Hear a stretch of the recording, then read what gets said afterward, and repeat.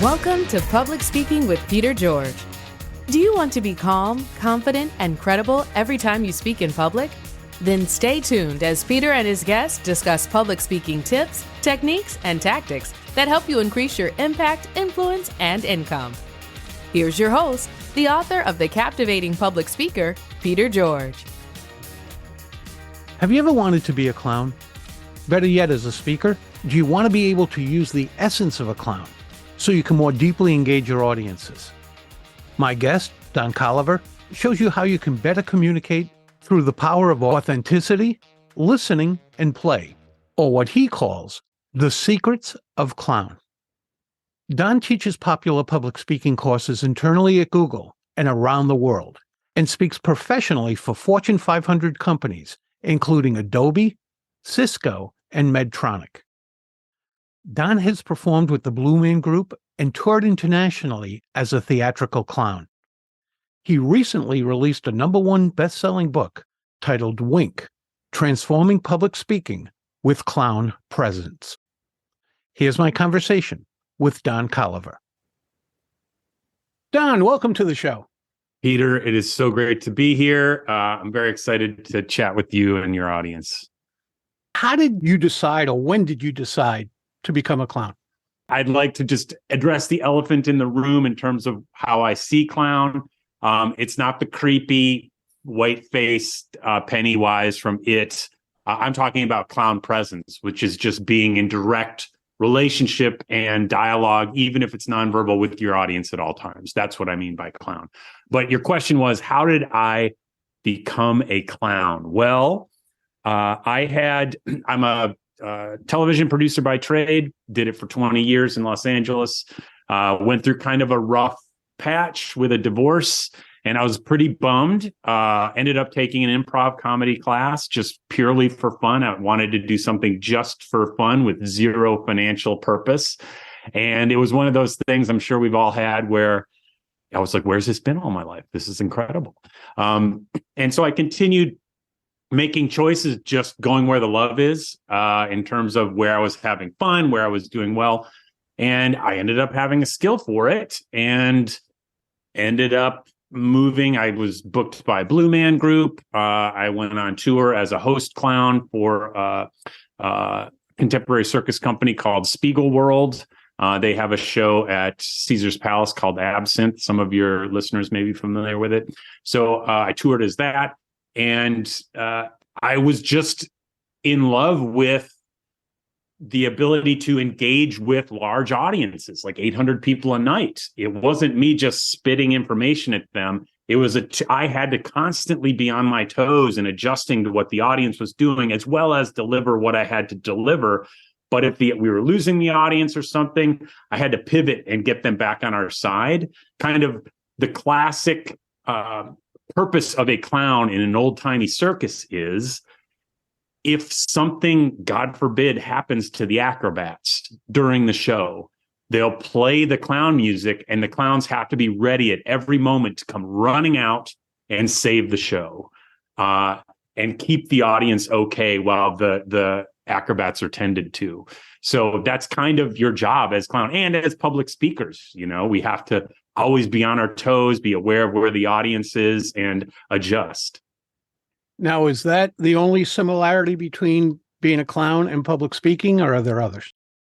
I would say that's the primary one. That's what I wrote my book. Because there was such a great takeaway. I realized I saw folks in Toastmasters, I've done Toastmasters for a long time, that really struggled with that engagement aspect. How much do I connect with an audience? I don't want to lose control of the presentation. You know, what if somebody throws an antagonistic question at me?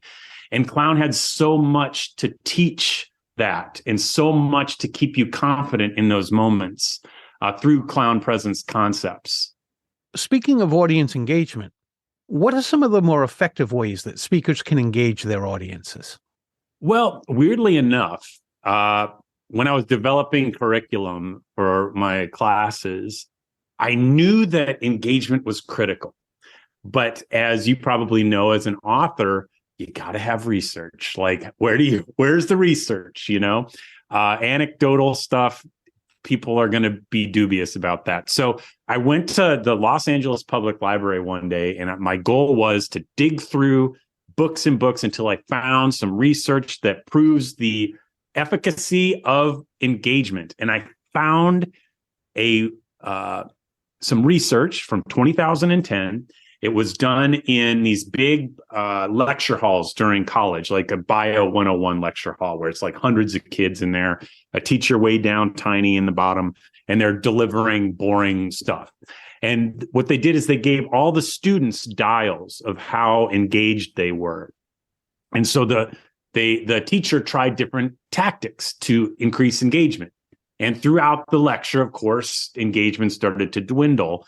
They tried a few different tactics, and they found that one tactic 100% of the time would increase engagement with the entire audience. And that was the instructor simply acknowledging something somebody specific in the audience was doing. And I don't mean in a punitive way, not like, Peter, wake up. It's more just like, Peter, you're nodding your head. I think we're on the same page here. Anyway, and then continuing on with the presentation. And, there are many theories as to why that is. Maybe the rest of the audience is like, oh my God, maybe he's looking at me. Like he could call on me next. Whatever the case, simply acknowledging your audience or acknowledging the situation, acknowledging the moment, being present is a great way to increase engagement. A second way, very common these days, tell a personal story. A lot of times when you take a sidetrack into a personal story, the audience may lean forward and say, I don't think Don was going to say this. He's saying this just for us. Again, feels very present. And speaking of present, you can also do some kind of an activity, which is the standard way of engagement. Like on Zoom, you can do a poll. You can have people do some kind of breakout rooms. One thing I like to do for virtual presentations, you can have people just look out their window and type in what the weather's like in where they are. And there's something about getting back into your body for a second, snaps you out of, oh, I'm not just watching a YouTube video. There's a human there and I'm a human here and we're in a dialogue. So those are 3 tips that you can use to engage your audience. I often think we want them to be engaged with us, they being the audience, but I'm not sure that can happen effectually until they realize we're engaged with them. So true. I've seen make deposits before withdrawals. That's what I've heard. But show up as you want to be. Show up authentically. You could say vulnerably. That's like Brene Brown's a big fan of vulnerability. I'm a big fan of vulnerability. However, it's not always the most corporately fun term to throw around. So I like to use authentic. Show up, be authentic. Maybe mention, oh man, coffee's great in here. Anybody grab coffee today? Like something like that. Be present, be authentic. That's a great way to kind of set the tone. One of the things we try to do as speakers is be perfect. But that probably isn't the best idea. So how can a speaker utilize imperfection in order to connect with people? Oh, man. Great question. First, I think I should give a basic overlay of what a clown bit looks like, and I'll show you how it applies to public speaking. So in a classic clown bit, right? Clown enters the stage, acknowledges the audience, very proud to show something this clown has worked really hard to display for the audience. Optimist, full of optimism. The clown then takes a risk, does this trick. It fails, of course. But rather than pretend that failure didn't exist, the clown looks at the audience and shares like, oh my gosh, I really just blew it right there, everybody. I'm going to try again. Then optimism again. We do the same cycle again. Take a risk, boom, failure, shares with the audience into a bigger failure. It keeps building and building and building until in a classic clown bit, the clown like backs his way accidentally into some kind of sublime success that he didn't intend, or she or they. The way that applies to public speaking, I don't encourage failure. I don't encourage trying to be imperfect.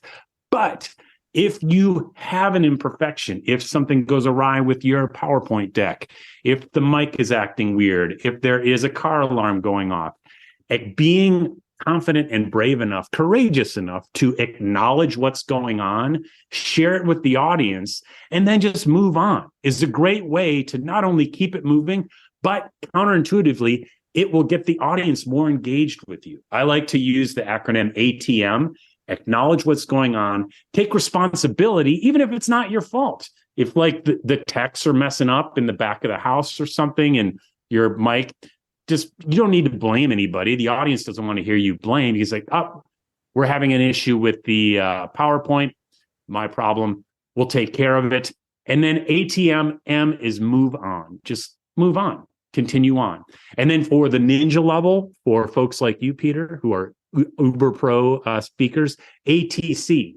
So acknowledge, take responsibility, and then later connect that error or mistake into your message. And you later say, I think we need to work harder on our sales. And even if there's problems, just like my PowerPoint mistake earlier, if you can wrap it into your message, that's the ninja level. You're right. If we don't acknowledge things, it doesn't make them go away. Something's not working, a big sound, something fell over on stage. And don't you think it makes the audience just focus on that until you acknowledge it? Like, please, I can't stand it. And when you do, everybody's like, okay, cool. That's right. Because otherwise you're asking as the audience, is he going to say anything about this? It's obvious it's happening. Have you ever had any big challenges, any imperfections you had to deal with out of your control during a presentation?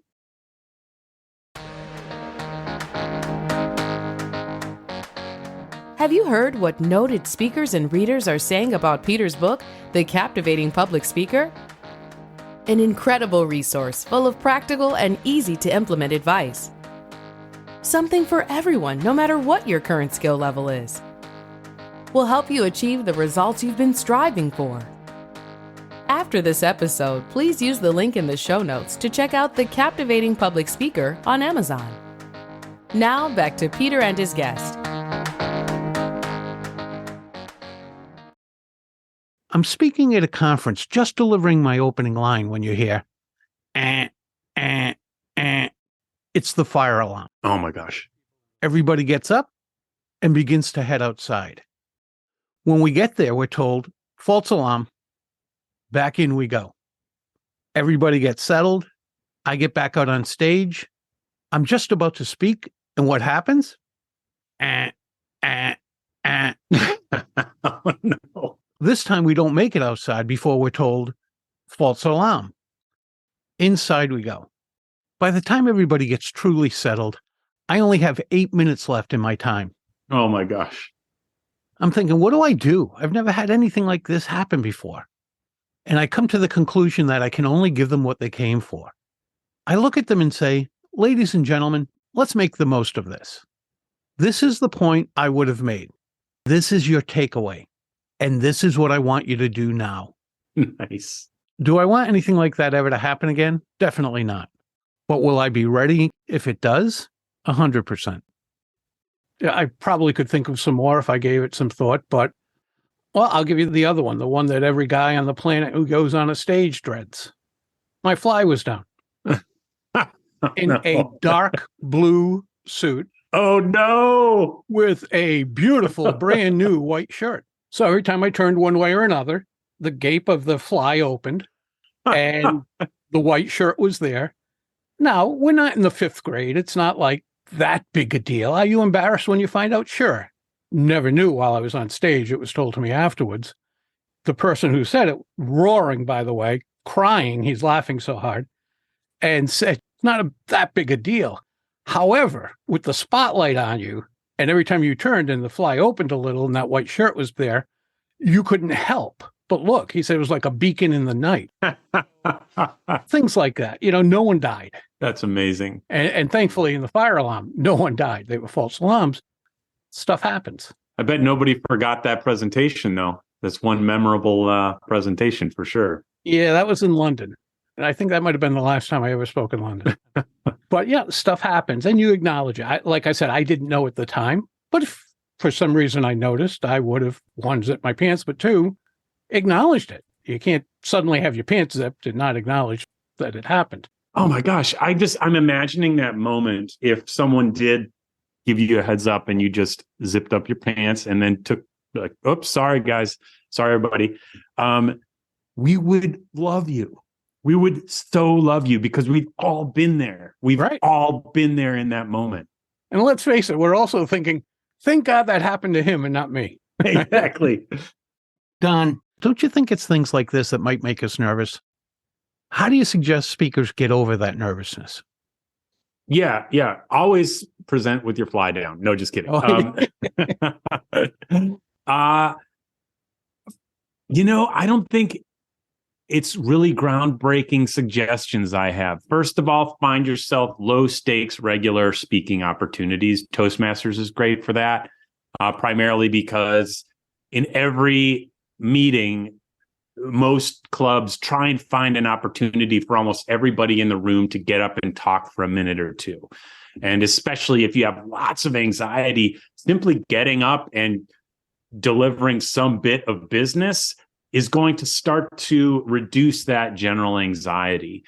Secondly, again, not groundbreaking here, in basic improv classes. What it did for me is it started to allow me to trust my impulses in the moment. A lot of times the folks, I teach public speaking at Google, smartest people I've ever met in my life and probably in the world I'm working with, way smarter than me. But in the moment, you see when they're faced with a question, their answer goes through so many filters that the gears start to freeze up. And what improv did for me, I started to learn to trust my first impulse. And so often my impulse was better than anything I could have written to respond to that question. So that's what improv does. And then the last thing, so it's Toastmasters, improv, and lastly, some kind of this sounds a little woo-woo, but a meditation practice. Reason being, it gives you the ability to observe yourself as a dispassionate observer. So you can kind of keep track if you are midway through a speech and you really are starting to get anxious. If you can't recognize that you're getting anxious, you may be communicating something you're not intending. And maybe someone asks you a question, you respond too quickly and maybe defensively. What meditation over time allows is you can observe like, oh, I'm anxious. I should take a breath right now, or I'm not going to communicate the message I'm intending. Dan, how can we add humor to a presentation? Should we add humor to a presentation? Well, I think the most important thing, I mean, it may be different for pro speakers like your audience, but I normally caution folks in my public speaking classes away from writing stand-up type jokes, like standard punchline type jokes, because that's a whole art in itself and a whole subject in itself. But in terms of adding lightheartedness to a presentation, I think the first question that a speaker should ask is, what do we all have in common? Like audience awareness. Like, what are some things we all have in common? Oftentimes at trade shows where I speak, we all are sharing travel challenges. We all are sharing, perhaps in Vegas, there was traffic that day. The lunch is coming up soon. These are things we immediately have in common, and we can share a laugh about it. Maybe the prior day lunch was a little bit delayed, and you can wrap that into your presentation. If you're talking about delays in shipping or challenges in sales, you could just make an analogy to the delay in the lunch yesterday. Not a Jerry Seinfeld level joke, but it's lighthearted. It's something we all can relate to. And in terms of an actual jokes you can do, there are a couple like shortcuts you can use. If you have any acronyms, jargony acronyms that in the business that you're speaking to, you can create like, NSA is a big acronym within cybersecurity. I often work with cybersecurity companies.